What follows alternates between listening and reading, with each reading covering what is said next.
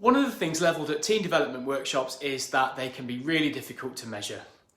And when EMLs are asked to facilitate a team development session, we always try to find some actionable next steps that you guys can take back into the day job the next day.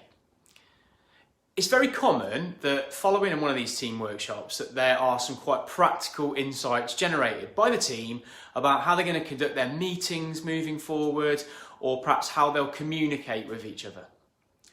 The teams leave that training room energised, feeling more cohesive. Great session.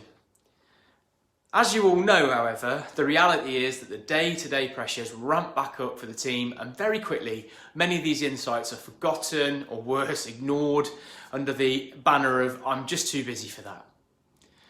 And then what follows is that exasperated team leaders sit down with HR business partners for new ideas around how they can better run their team meetings and communicate with each other more effectively moving forwards. Now, one way around this is, following your team development workshop, collectively create a team charter and get everybody to sign it.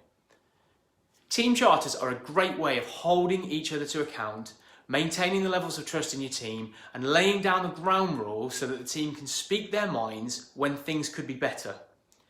A team charter is a powerful tool for sustainably boosting team performance, as well as helping new team members quickly hit the ground and understand what's expected of them.